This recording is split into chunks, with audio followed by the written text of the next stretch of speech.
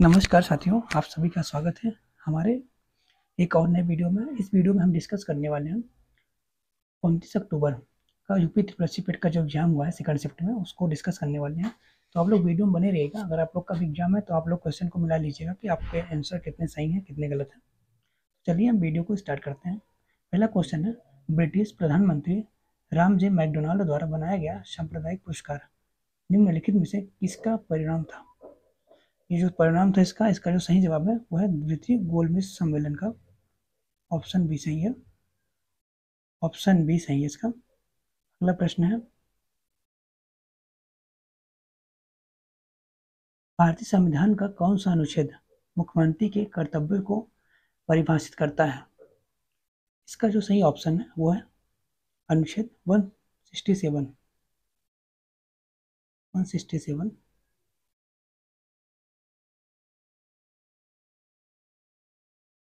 अगला प्रश्न है, 13 दिसंबर 1946 को संविधान सभा में उद्देश्य प्रस्ताव किसके द्वारा पास किया गया था, पेश किया गया था? देखिए, ये जो संविधान सभा का प्रस्ताव पेश किया गया था वो पंडित जवाहरलाल नेहरू के द्वारा पेश किया गया था। ऑप्शन बी सही है। अगला प्रश्न है, किस अनुच्छेद के तहत आपातकाल के दौरान मौलिक अधिकारों को भी निलंबित किया जा सकता है? अनुच्छेद 365 के तहत, 359 के तहत, अनुच्छेद 359 के तहत। Option C. अगला प्रश्न है, आग के पास किस रसायन का अत्यधिक सूखा पाउडर छोड़ने से CO2 गैस निकलती है? कैल्शियम कार्बोनेट का। Option B, calcium carbonate. Next प्रश्न है, लैक्टोमीटर निम्नलिखित में से किस सिद्धांत पर कार्य करता है? ये लैक्टोमीटर जो होता है आर्किमिडीज के सिद्धांत पर कार्य करता है। ऑप्शन डी सही है। अगला प्रश्न है,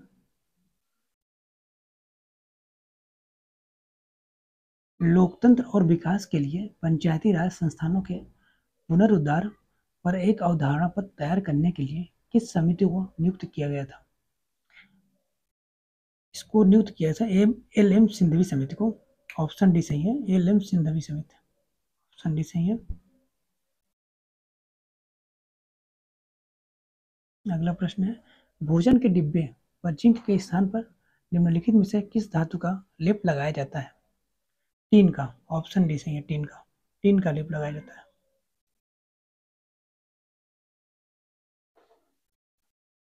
फ्लोरोसेंट ट्यूब और CFL में निम्नलिखित में से किस धातु का वाष्प होता है जो प्रकृति में विषैला होता है?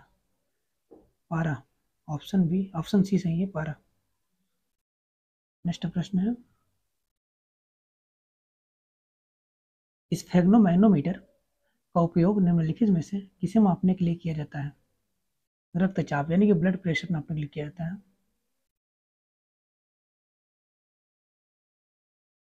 ईपी 2020 समारोह के तीसरे वर्ष के अवसर पर विशेषज्ञता और संशोधन को साझा करने के साथ साथ भारतीय सांकेतिक भाषा में गुणवत्तापूर्ण शिक्षण संस्थानों के तहत के सह विकास के लिए NIOS के साथ समझौता ज्ञापन पर हस्ताक्षर किया था। NCERT ने किया था। ऑप्शन है NCERT। अगला प्रश्न है, हाल ही में राष्ट्रीय बाल विकास बाल अधिकार संरक्षण आयोग ने बाल देखभाल संस्थानों की वास्तविक समय में निगरानी के निर्बाध निरीक्षण के लिए निम्नलिखित में से कौन सा एप्लीकेशन विकसित किया? इसका जो सही जवाब है मासी। मासी एप्लीकेशन को विकसित किया है। Option D.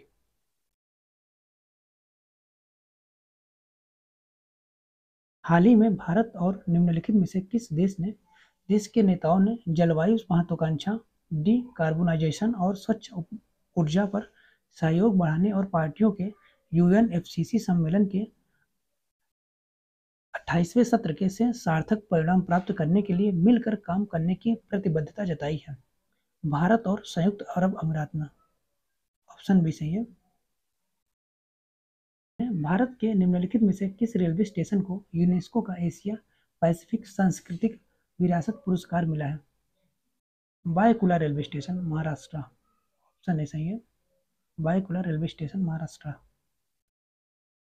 2030 तक ऊर्जा मिश्रण में हिस्सेदारी 15% तक बढ़ाने का लक्ष्य रखा है। प्राकृतिक गैस में, प्राकृतिक गैस में। ऑप्शन सी सही है, प्राकृतिक गैस में। निम्नलिखित में से किसे हाल ही में भारत प्रशिक्षुता पारिस्थितिकी तंत्र को मजबूत करने के लिए NAPS national apprenticeship promotion scheme में DBT यानी डायरेक्ट बेनिफिट ट्रांसफर लॉन्च किया है? किसने लॉन्च किया है? इसका सही जवाब है श्री धर्मेंद्र प्रधान। गुइलेन-बेरी सिंड्रोम के मामले में वृद्धि के कारण निम्नलिखित में से किस देश ने राष्ट्रीय आपातकाल की घोषणा की है? इसका ऑप्शन सही है, ऑप्शन डी, पेरू। पेरू ने घोषणा किया है। नेक्स्ट प्रश्न है, निम्नलिखित में से किस देश ने घोस्ट शार्क नामक एक स्वायत्त रोबोटिक अंडरसी वारफेयर वाहन को डिजाइन किया है? ऑस्ट्रेलियन। Option D, Australian.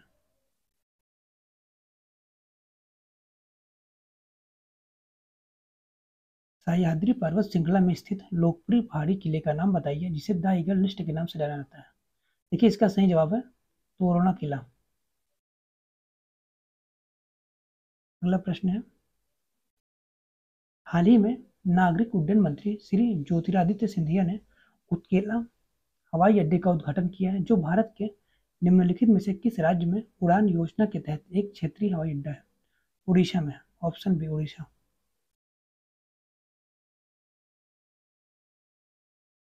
अगला प्रश्न है, संयुक्त राज्य अमेरिका के निम्नलिखित में से किस राज्य ने अक्टूबर महीने को हिंदू विरासत सप्ताह घोषित किया है? जॉर्जिया ने।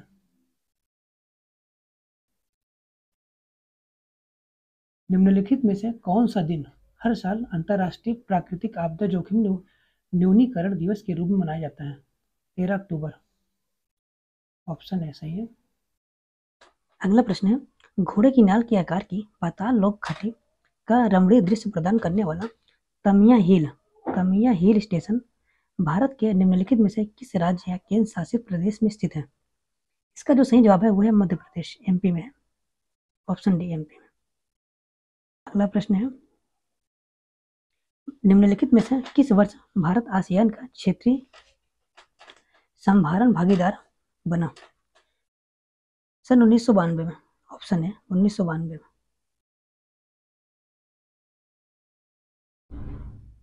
अगला प्रश्न है, तेंजिंग नोर्गे राष्ट्रीय साहसिक पुरस्कार भूमि, समुद्र और वायु पर साहसिक कार्य के क्षेत्र में उत्कृष्ट उपलब्धियों के लिए सर्वोच्च राष्ट्रीय सम्मान है। इस पुरस्कार के लिए नगद धनराशि क्या है? नगद धनराशि जो है 15 लाख रुपया है। ऑप्शन सी, 15 लाख रुपया। नीति सार राजनीति के तत्व जिसमें कौटिल्य की अर्थशास्त्र का प्रारंभिक मूल पाठ शामिल है निम्नलिखित में से किसके द्वारा लिखा गया है? कामोदक के द्वारा लिखा गया है। ऑप्शन बी, कामोदक के द्वारा लिखा गया है। भारत के महान त्रिकोणमितीय सर्वेक्षण का काम 10 अप्रैल 1802 को मद्रास में शुरू हुआ जब मद्रास देशांतर से संबंधित एक आधारभूत माप किया गया था। वर्तमान में मद्रास वेधशाला को किस नाम से जाना जाता है? वर्तमान में मद्रास वेधशाला को भारतीय खगोल भौतिकी संस्थान के नाम से जाना जाता है। अगला प्रश्न है, ये मिलान वाला क्वेश्चन है, इसे आप लोग कर सकते हैं। जाम्बिया की जो राजधानी है वो लुसाका है, क्यूबा की हवाना है, रवांडा की किगाली है, बहरीन की मनामा है। जो भी मिलान सही होगा ऑप्शन ए इसका सही है। अगला प्रश्न है, झोटी चिता और गुरुजा फर्श और दीवारों पर सुंदर पैटर्न बनाने की सफेद कला है। यह भारत के निम्नलिखित में से किस राज्य की कला है? या उड़ीसा राज्य की कला है? उड़ीसा की कला है। Option B, Orissa. निम्नलिखित में से कौन सा भारत का पहला DBOT डिजाइन, निर्माण, संचालन और हस्तांतरण मॉडल आउटडोर स्टेडियम है? Sports hub Thiruvananthapuram. Option B, Thiruvananthapuram, sports hub Thiruvananthapuram. कौन सी हर्षवर्धन की राजधानी थी? थानेसर। हर्षवर्धन की राजधानी थानेसर थी। Option C, Thanesar. अगला प्रश्न है, अकबरनामा खंड अकबर के प्रशासन, घर, सेना, राजस्व, आय और उनके साम्राज्य के भूगोल से संबंधित है, जिसे आईने अकबरी के नाम से जाना जाता है। यह किस खंड में है? यह तृतीय खंड में था, थर्ड खंड में था। Option D.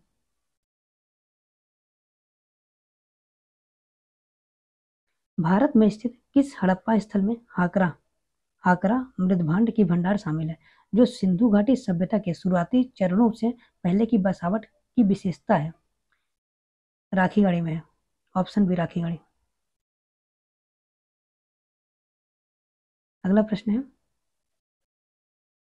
माना जाता है कि गौतम बुद्ध ने अंतिम अनुभूति के लिए बोध गया जाने से पहले 6 साल तक निम्नलिखित में से किस स्थान पर पवित्रता पूर्वक ध्यान किया था? डुंगेश्वरी गुफा में। ऑप्शन है डुंगेश्वरी गुफा में ध्यान किया था इन्होंने। 1942 में विंस्टन चर्चिल द्वारा गांधी और कांग्रेस के साथ समझौता करने का प्रयास करने के लिए विंस्टन चर्चिल ने 1942 में विंस्टन चर्चिल द्वारा गांधी जी और कांग्रेस के साथ समझौता करने का प्रयास करने के लिए किसे भारत भेजा था? सन स्टैनफोर्ड क्रिप्स को भेजा था। क्रिप्स मिशन आया था। ऑप्शन बी सही है। अगला प्रश्न है, सुभाष चंद्र बोस ने 1944 में मोइरांग में आईएनए ध्वज फहराया था। वह शहर अब निम्नलिखित में से किस राज्य या केंद्र शासित प्रदेश में स्थित है? मणिपुर में। Option D Manipur. मणिपुर में। नेक्स्ट प्रश्न है, निम्नलिखित में से कौन सी ऐतिहासिक नदी ऐतिहासिक रूप से कर्नाटक के दक्षिण बटवाल नदी के रूप में जानी जाती है? कि इसका कमेंट कर दीजिएगा। अगर इसका आंसर आप लोग को मिल जाए तो आप लोग मुझे कमेंट कर दीजिएगा, वीडियो के नीचे कमेंट सेक्शन में डाल दीजिएगा कि सर इसका आंसर ये होगा। अब प्रश्न है, 1851 में गवर्नर जनरल लॉर्ड डलहौजी ने निम्नलिखित में से किस राज्य का वर्णन एक चेरी जो एक दिन हमारे मुंह में गिरेगी के रूप में किया था? अवध का किया था। Option A Awadh. Option A Awadh. Awadh का वर्णन किया था।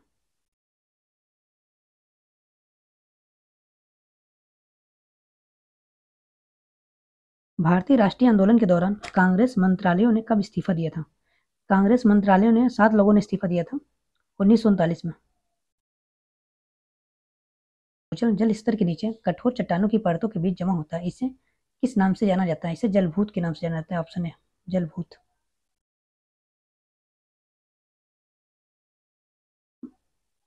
भारतीय मुसलमान चाहते थे कि खलीफा को तत्कालीन तुर्की साम्राज्य में मुस्लिम पवित्र स्थानों पर नियंत्रण बनाए रखने की अनुमति दी जाए।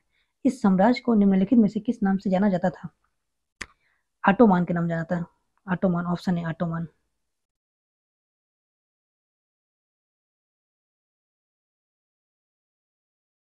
भारतीय राष्ट्रीय कांग्रेस और अखिल भारतीय मुस्लिम लीग ने प्रसिद्ध के माध्यम से अंग्रेजों के खिलाफ भारत के संघर्ष के लिए एक साथ आने का फैसला किया था 1916 में लखनऊ पैक्ट के तहत। भारत का थार मरुस्थल विश्व का सबसे घनी आबादी वाला मरुस्थल है, जिसका भारत का थार मरुस्थल विश्व का सबसे घनी आबादी वाला मरुस्थल है, जिसका जनसंख्या घनत्व कितना है? 83 व्यक्ति प्रति मीटर। Option C. अगला प्रश्न है, मिलन ग्लेशियर भारत के निम्नलिखित में से किस राज्य या केंद्र शासित प्रदेश में स्थित है? मिलन ग्लेशियर उत्तराखंड में। ऑप्शन डी उत्तराखंड में। निम्नलिखित में से कौन सी संस्था भारत की समय संरक्षक यानी टाइम कीपर अर्थात या भारत की समय प्रणाली की निगरानी करती है? CSIR NPL। CSIR NPL। अगला प्रश्न है,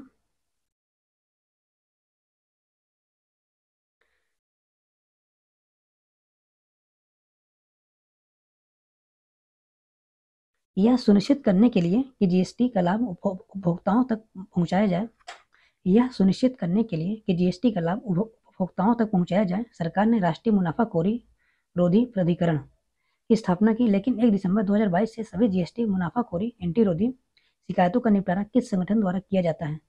CCC के द्वारा किया था। भारतीय प्रतिस्पर्धा आयोग के द्वारा किया था। ऑप्शन है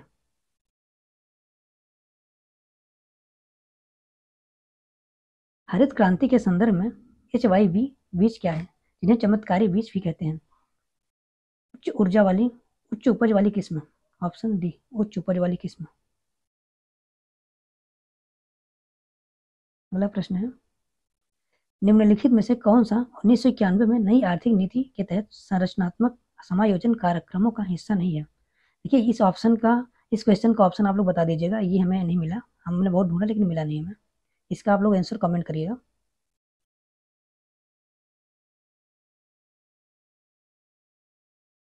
राष्ट्रीय बैंक प्रबंधन संस्थान की स्थापना 1969 में निम्नलिखित में से किसके द्वारा भारत सरकार के परामर्श से बैंक प्रबंधन में अनुसंधान, प्रशिक्षण, शिक्षा और परामर्श के लिए एक स्वायत्त शीर्ष संस्थान के रूप में की गई थी? ये आरबीआई ने किया था इसकी स्थापना, सरकार के परामर्श से। अंतिम क्वेश्चन है, 11वीं पंचवर्षीय योजना की अवधि क्या है? 11वीं पंचवर्षीय योजना की अवधि है 2007 से 2012 तक। देखिए लगभग हमने सारे क्वेश्चन करा दिए हैं। तो आप लोग जिनका भी सेकंड शिफ्ट में 29 अक्टूबर को सेकंड शिफ्ट में एग्जाम होगा, आप लोग अपने आंसर मिला कर लीजिएगा। वीडियो अगर आप लोग को अच्छा लगा होगा तो वीडियो को लाइक कर दीजिएगा और चैनल पर अगर नए हैं तो चैनल को सब्सक्राइब कर दीजिएगा। धन्यवाद।